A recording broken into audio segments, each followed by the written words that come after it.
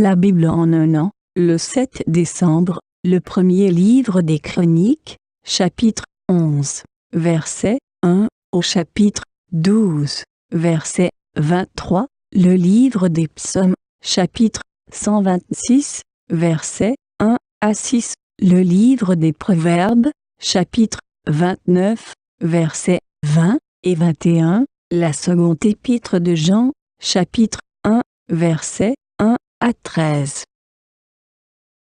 Le premier livre des Chroniques, chapitre 11. Tout Israël se rassembla vers David à Hébron en disant: Nous sommes faits des mêmes os et de la même chair que toi. Auparavant déjà, même lorsque Saül était roi, c'était toi qui faisais partir Israël en campagne et qui l'en faisais revenir. L'Éternel ton Dieu t'a dit: C'est toi qui prendras soin de mon peuple Israël et qui deviendras son chef. Ainsi, tous les anciens d'Israël vinrent trouver le roi Hébron, et là David fit alliance avec eux devant l'Éternel. Ils consacrèrent par onction David comme roi sur Israël, conformément à la parole de l'Éternel transmise par Samuel. David marcha avec tout Israël sur Jérusalem, c'est-à-dire Jébu. Là se trouvaient les Jébusiens qui habitaient le pays. Les habitants de Jébu dirent à David: Tu n'entreras pas ici. David s'empara néanmoins de la forteresse de Sion, c'est-à-dire la ville de David. David avait dit: Le premier qui battra les Jébusiens deviendra un chef et un prince. Joab, fils de Tserouïa, fut le premier à monter à l'attaque et il devint un chef. David s'installa dans la forteresse. C'est pourquoi on l'a appelée ville de David. Il fit des constructions tout autour de la ville, à partir de la terrasse de Milo et tout autour, tandis que Joab réparait le reste de la ville. David devenait de plus en plus puissant et l'Éternel, le Maître de l'univers, était avec lui. Voici les chefs des vaillants hommes qui étaient au service de David et qui, avec tout Israël, le soutinrent dans son ascension à la royauté pour qu'il règne conformément à la parole de l'Éternel au sujet d'Israël. Voici la liste des vaillants hommes qui étaient au service de David. Jashobéam, fils de Hakmoni, était le chef des officiers. Il brandit sa lance sur 300 hommes qu'il tua en une seule fois. Après lui figurait Éléazar, fils de Dodo, l'Achokite. Il était l'un des 3 guerriers.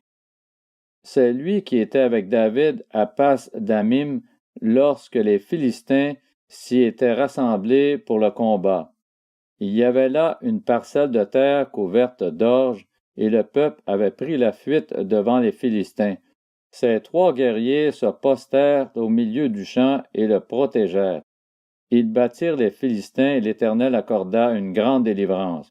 3 des 30 chefs descendirent vers David sur le rocher dans la grotte d'Adoulam, lorsque le camp des Philistins était dressé dans la vallée des Réphaïm.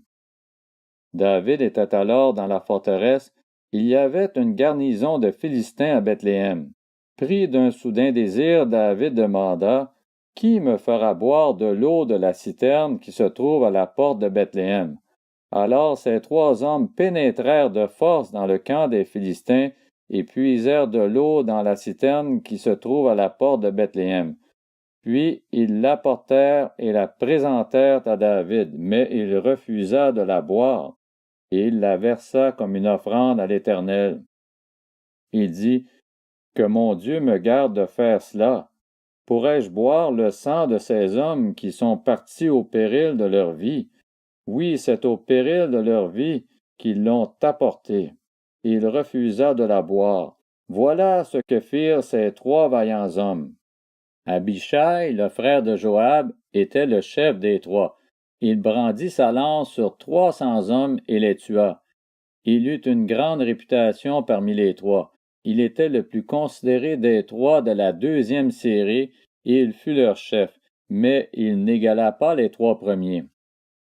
Benaja, le fils de Jéhojada, qui était un homme vaillant de Kabstil, fut célèbre par ses exploits. C'est lui qui frappa les 2 héros de Moab. Il descendit au milieu d'une citerne et il y frappa un lion un jour de neige. Il frappa un Égyptien de 2 mètres et demi qui tenait à la main une lance de la grosseur d'un cylindre de métier à tisser. Il descendit contre l'Égyptien avec un bâton, arracha la lance de sa main et s'en servit pour le tuer.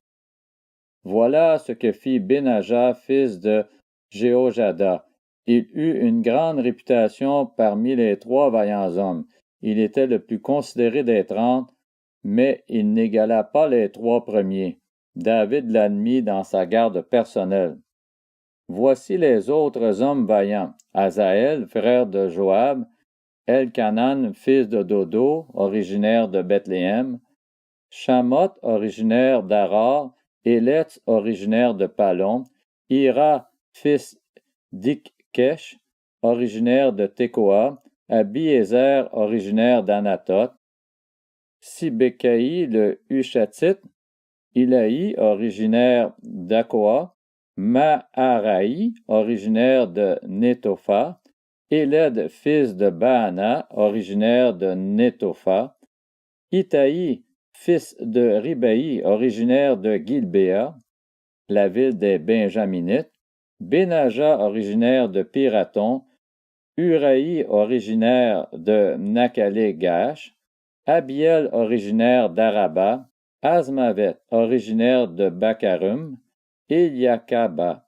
originaire de Chalbon, Béné Asrem, originaire de Gizon, Jonathan, fils de Chagué, originaire d'Arar, Akiam, fils de Sakar, lui aussi originaire d'Arar, Éliphal, fils d'Ur, Épher, originaire de Mékéra, Akija, originaire de Palon, Esro, originaire de Carmel, Naraï, fils d'Esbaï, Joël, frère de Nathan, Mibkar, fils d'Agri, Tsélek l'Ammonite, Nakraï, originaire de Béroth, qui était le porteur d'armes de Joab, le fils de Tsirouja, Ira et Gareb, tous 2 originaires de Jéter, Uri le Hittite, Zadbab, fils d'Aklaï, Adina, fils de Shiza, le Rubénite, qui était un chef des Rubénites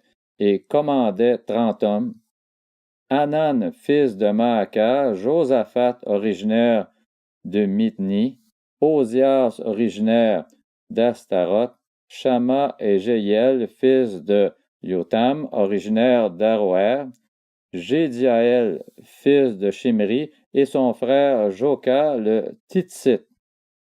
Eliel, originaire de Maccavim, Jéribaï et Joshavia, les fils d'Elnaam, Jitma le Moabite, Eliel, Obed et Jaasiel Metsobaha. Premier livre des Chroniques, chapitre 12. Voici les hommes qui se joignirent à David à Tsiklag, lorsqu'il était encore contraint de vivre loin de Saül, fils de Kis. Il faisait partie des vaillants hommes qui lui portèrent secours pendant la guerre. C'étaient des archers, et ils étaient capables d'utiliser aussi bien la main gauche que la droite pour lancer des pierres et tirer des flèches avec leur arc. Ils faisaient partie des frères de Saül, étant issus de Benjamin. Il y avait le chef Akiézer, puis Joas, fils de Shemaha, originaire de Gibéa, Jéziel et Pélet, les fils d'Azmavet, Beraka, Jéhu, originaire d'Anatoth, Jishmaéja, originaire de Gabaon, qui était vaillant parmi les 30 et à leur tête, Jérémie, Jacaziel, Jokanan, Josabad, originaire de Guédéra, Élusaï, Jérimoth, Béalia, Shemaria, Shephatia, originaire de Haroth, Elkana, Jishija, Azaréel, Joézer et Jashobim, les Coréites, Joéla et Zébadia, les fils de Jérocam, originaires de Guédor. Des hommes vaillants se séparèrent des autres Gadites pour se joindre à David dans la forteresse du désert. C'étaient des soldats exercés à la guerre, capables de manier le bouclier et la lance, aussi terribles que des lions et aussi rapides que des gazelles sur les montagnes. Ézer était le chef, Abdias le deuxième, Eliab le troisième, Mishmana le quatrième, Jérémie le cinquième, Ataï le sixième, Éliel le septième, Jochanan le huitième, Elzabad le neuvième, Jérémie le dixième, Macbanaï le onzième, c'étaient des descendants de Gad, des chefs de l'armée. À lui seul, le plus petit pouvait s'attaquer à 100 hommes, et le plus grand à 1000. Ce furent eux qui traversèrent le Jourdain pendant le premier mois, alors qu'il débordait sur toutes ses rives, et qui mirent en fuite tous les habitants des vallées, à l'est comme à l'ouest. Il y eut aussi des Benjaminites et des Judéens qui se joignirent à David dans la forteresse. David sortit à leur rencontre et leur adressa la parole en disant: « Si vous venez vers moi avec des intentions de paix pour m'aider, unissons-nous. Mais si c'est pour me tromper au profit de mes ennemis, alors que je ne commets aucune violence, que le Dieu de nos ancêtres en soit témoin et qu'il fasse justice. » Amasaï, le chef des officiers, fut revêtu de l'esprit et dit: « Nous sommes à ton service, David, nous sommes avec toi, fils d'Isaïe. Paix, paix pour toi et paix pour celui qui te porte secours, car ton Dieu t'a secouru. » David les accueillit alors et les plaça à la tête de la troupe. Des hommes de Manassé se rallièrent à David lorsqu'il alla avec les Philistins faire la guerre à Saül. Toutefois, ils ne purent pas aider les Philistins, car après avoir tenu conseil, leurs princes renvoyèrent David en disant: « Il se ralliera à son maître Saül en lui apportant nos têtes. » Voici les Manassites qui se rallièrent à David quand il retourna à Tziglag: Adna, Josabad, Jédiaël, Michaël, Josabad, Élihu et Slitaï. C'étaient des chefs de milliers de Manassé. Ils prêtèrent secours à David à la tête de la troupe. En effet, ils étaient tous de vaillants hommes et ils furent chefs dans son armée. Chaque jour, de nouveaux renforts se joignaient à David jusqu'à former une grande armée, aussi grande que l'armée de Dieu. Le livre des Psaumes, chapitre 126. Chant des montées. Quand l'Éternel a ramené les déportés de Sion, nous étions pareils à ceux qui font un rêve. Alors notre bouche était remplie de rire, et notre langue poussait des cris de joie. Alors on disait parmi les nations: l'Éternel a fait de grandes choses pour eux. Oui, l'Éternel a fait de grandes choses pour nous, et nous sommes dans la joie. Éternel, ramène nos déportés comme tu ramènes les ruisseaux dans la Néguev. Ceux qui sèment avec larmes moissonneront dans la joie. Celui qui marche en pleurant avec un sac de semences reviendra avec joie en portant ses gerbes. Le livre des Proverbes, chapitre 29. Si tu vois un homme parler sans réfléchir, il y a plus à attendre d'un homme stupide que de lui. Si on gâte un esclave dès l'enfance, il finit par se prendre pour un fils. La deuxième épître de Jean. De la part de l'Ancien à la dame qui a été choisie et à ses enfants que j'aime dans la vérité. Et ce n'est pas moi seulement qui les aime, mais aussi tous ceux qui ont connu la vérité. Nous vous aimons à cause de la vérité qui demeure en nous et qui sera avec nous pour l'éternité. Oui, la grâce, la compassion et la paix seront avec nous dans la vérité et l'amour. Elles viennent de Dieu le Père et du Seigneur Jésus-Christ, le Fils du Père. J'ai éprouvé une très grande joie à rencontrer quelques-uns de tes enfants qui marchent dans la vérité conformément au commandement que nous avons reçu du Père. Et maintenant, voici ce que je te demande, chère dame, c'est que nous nous aimions les uns les autres. Ce n'est pas un commandement nouveau que je t'écris, mais celui que nous avons reçu dès le commencement. Or, l'amour consiste à vivre conformément à ses commandements. Tel est le commandement dans lequel vous devez marcher, comme vous l'avez appris depuis le début.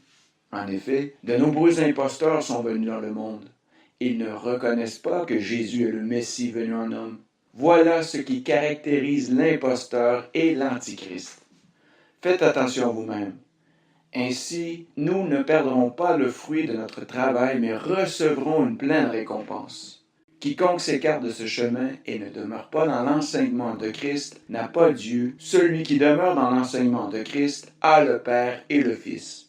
Si quelqu'un vient chez vous et n'apporte pas cet enseignement, ne le prenez pas chez vous et ne le saluez pas, car celui qui le salue s'associe à ses mauvaises œuvres. J'ai beaucoup de choses à vous écrire, mais je n'ai pas voulu le faire avec le papier et l'encre. J'espère venir chez vous et vous parler de vive voix afin que notre joie soit complète. Les enfants de ta sœur choisis elle aussi te saluent.